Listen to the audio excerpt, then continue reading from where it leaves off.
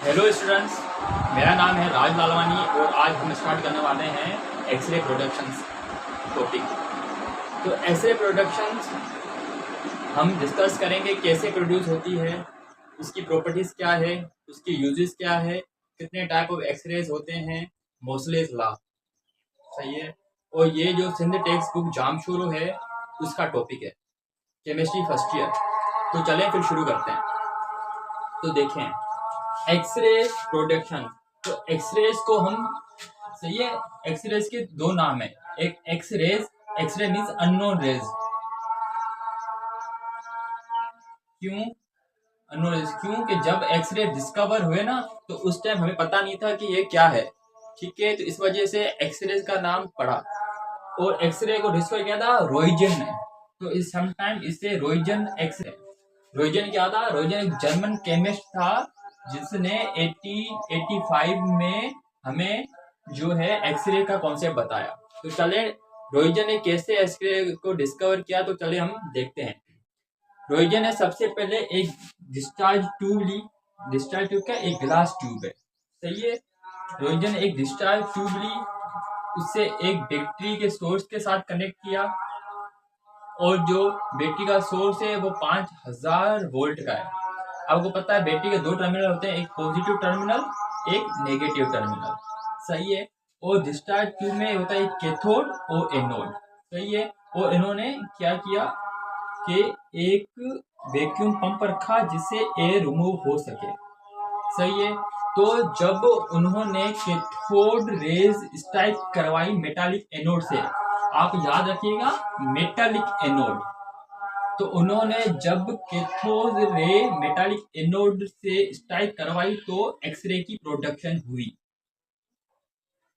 सही है कि कैथोड रे के स्ट्राइक से एक्सरे रेज प्रोड्यूस हुए।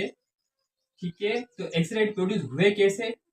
Due to inner transition of electron.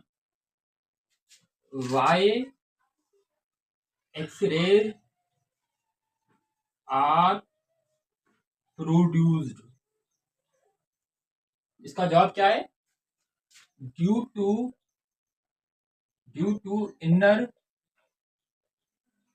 Transition of electron. Inner transition of electron का क्या मतलब है? जब हाई लेवल से लो लेवल तक आते हैं, E2 से E1 तक आते हैं, तब एक्सरे इमिट आउट होते हैं। तो चलिए ये डिटेल में समझते हैं कि हाई लेवल से लो लेवल का क्या मतलब है और एक्सरे कैसे इमिटेड आउट होते हैं। तो देखें, सबसे पहले हमने एक एटम बनाया, ये पॉजिटिव चार्ज न्यूक्लियस। सही है। और ये सारे सब shells K L M N O P जो भी है। उसके बाद हमें एनर्जी लेवल लिखे E1 E2 E3 E4। तो देखें सबसे पहले के सब शेल है, उससे इलेक्ट्रॉन रिमूव हुआ। तो के सब शेल से इलेक्ट्रॉन रिमूव होगा, के शेल क्या होगा? वेकेंट हो गया। सही है, मतलब खाली हो गया। तो उसकी एनर्जी थी E1। सही है। लेकिन फिर क्या हुआ? तो सब शेल एल एम एन में से इलेक्ट्रॉन, सही है, इलेक्ट्रॉन आएगा वेकेंट शेल में। तो देखो ना, जो के एल एम एन उसकी एनर्जी तो हाई होगी E2, मतलब हाई एनर्जी से इलेक्ट्रॉन E1 तक आएगा, मतलब E2 से इलेक्ट्रॉन E1 तक आएगा। तो क्या होगा? एक लाइट इमिटेड होगी जिसको क्या बोलते हैं? X rays. और उसको क्या प्रोसीजर क्या बोलते हैं? Inner transition of electron. मतलब हाई एनर्जी से लो एनर्जी तक जो इलेक्ट्रॉन आते हैं ना उसको बोलते हैं इनर ट्रांजिशन ऑफ इलेक्ट्रॉन। और इनर ट्रांजिशन ऑफ इलेक्ट्रॉन की वजह से ही एक्सरे प्रोड्यूस होते हैं। सही है। तो देखें सबसे पहले high energy level E2 minus low energy level E1 equal to क्या हो गया? Delta E. ये क्या है? एनर्जी डिफरेंस है between high energy level to low energy level. सही है। और जैसे कि हमें पता है delta E is equal to H mu. सही है। एच क्या है? H is the Planck's constant. Planck's constant. और म्यू, म्यू क्या है? ये है frequency of photon. Frequency of photon अभी। सही है। तो ये क्या है? फोटॉन है ना, मतलब एक्सरे क्या है? फोटॉन्स ही है। ऐसे ये करो फोटॉन्स। मतलब जो प्रॉपर्टी एक्सरे की होगी वही प्रॉपर्टी फोटॉन्स की होगी, या जो प्रॉपर्टी फोटॉन्स की होगी वही प्रॉपर्टी एक्सरेज की होगी। तो चले, जो अभी तक हमने ये सब पढ़ा है डायग्राम्स की हेल्प में, वो चले हम थ्योरी के बेसिस पे पढ़ते हैं कि कैसे होता है, क्या होता है, सब चीजें, जैसे कि आपको पढ़ने में आसान। X-ray, X-ray means unknown rays, क्योंकि जब एक्सरे डिस्कवर हुए ना तो हमें पता नहीं था क्या है क्या नहीं है, कौन सी रेज है, तो इस वजह से हमने इस रेज को कहा X rays means unknown rays. सही है। तो कभी कभी एक्सरे को रोइजन रेज भी कहा जाता है, क्योंकि रोइजन साइंटिस्ट ने एक्सरे को डिस्कवर किया, लेकिन ये नाम इतना फेमस नहीं हुआ और एक्सरे वाला नाम बहुत फेमस था, इसलिए हम आज तक उन्हें एक्सरेज बोलते हैं। सही है। रोइजन कौन था? रोइजन जर्मन केमिस्ट था जिसने 1885 में एक्सरे को डिस्कवर किया। और एक्सरे प्रोड्यूस कैसे होते हैं? जब कैथोड रेज स्ट्राइक होते हैं मेटलिक एनोड से, तब एक्सरे प्रोड्यूस होता है। ठीक है। एक्सरे क्या है? X-ray are produce due to inner transition of electron. तो मैंने आपको डायग्राम में समझाया था कि इनर ट्रांजिशन ऑफ इलेक्ट्रॉन क्या होती है, तो उसी वजह से एक्सरे प्रोड्यूस्ड होते हैं।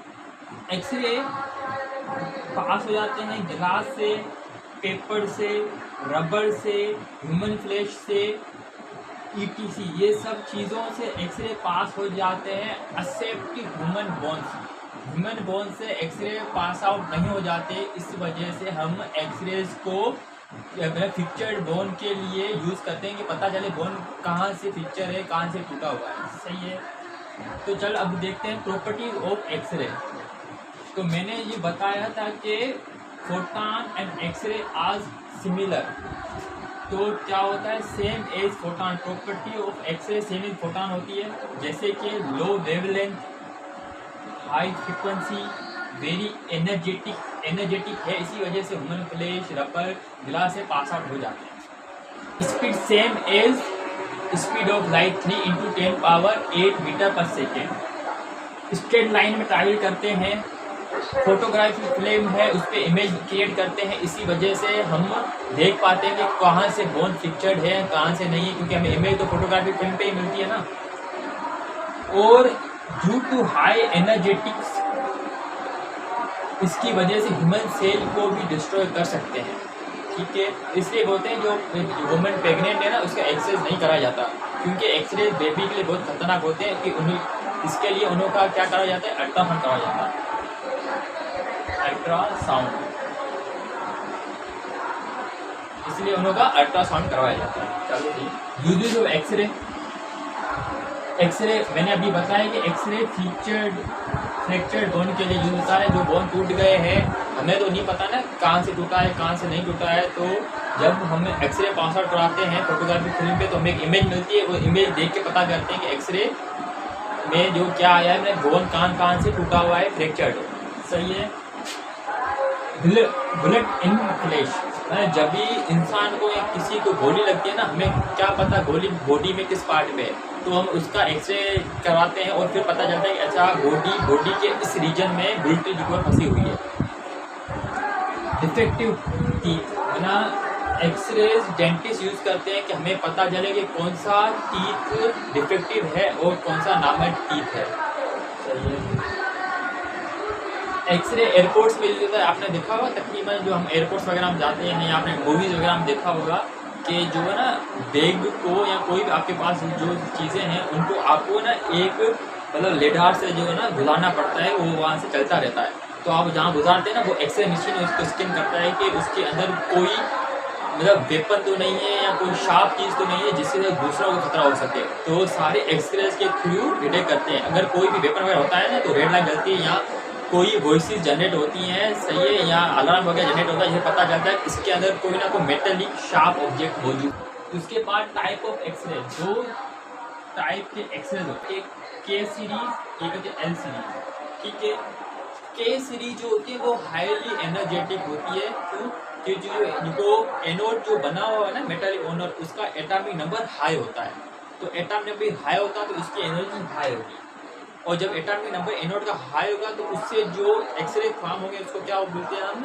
के सीरीज एक्सरेज। जो एल सीरीज है ना, उसका जो एनोड होता है ना, तो उसकी एनर्जी लो होती है।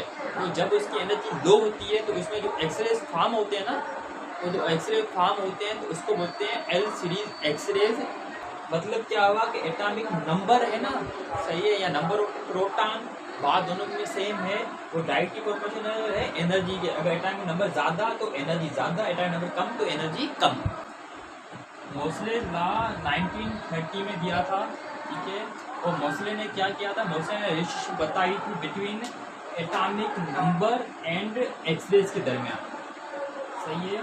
उन्होंने पता है कि जो मेटालिक एनोड था ना हमारा जो एक्सरे में, इसमें कैथोड स्ट्राइक हो रही थी, तो मेटालिक एनोड है ना, उसमें उसने 38 डिफरेंट टाइप के मेटल इंसर्ट करके देखे। लाइक मेटालिक एनोड में कभी कोई एलिमेंट रखा, कभी कोई रखा, कभी कोई रखा, ऐसे करके उसने तकरीबन 38 एलिमेंट में उसने एक चीज़ ऑब्जर्व की कि एक्सरे की इंटेंसिटी जो इंक्रीज हो रही है ना, वो तब हो रही है जब एनोड का जो मेटल है उसमें नंबर ऑफ प्रोटॉन ज़्यादा हो रहे हैं।